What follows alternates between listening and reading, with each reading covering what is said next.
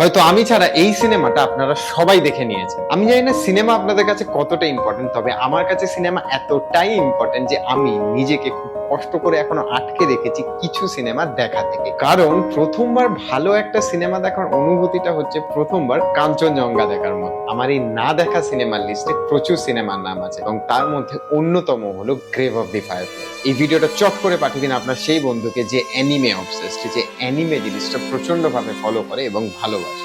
আমি এই সিনেমাটার ব্যাপারে উপর রিসার্চ করেছি, যেটুকু এদিক ওদিক চোখে পড়েছে আমি এইটুকু গ্যারেন্টি দিয়ে বলছি, সিনেমাটা দেখলে 2-3 দিন তো টানা যা কাঁদবো, আমার হয়তো ডিহাইড্রেশন হয়ে যাবে।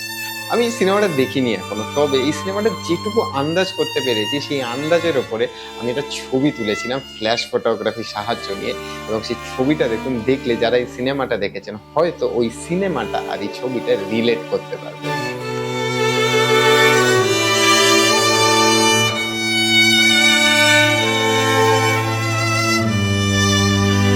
যারা সিনেমাটা অলরেডি দেখেছেন প্লিজ কমেন্ট সেকশনে কোনো স্পয়লার দেবেন না। শুধু আমায় এটুকু কনফার্ম করুন, এটা দেখলে আমি একটু কান্নাকাটি করবো, তাই না? এই ছবি আর গল্প একসাথে মিলিয়ে এই ছোট্ট ভিডিও বানানো, এটা আমার নতুন জার্নি। প্লিজ এটাকে সাপোর্ট করবেন, সাবস্ক্রাইব করবেন।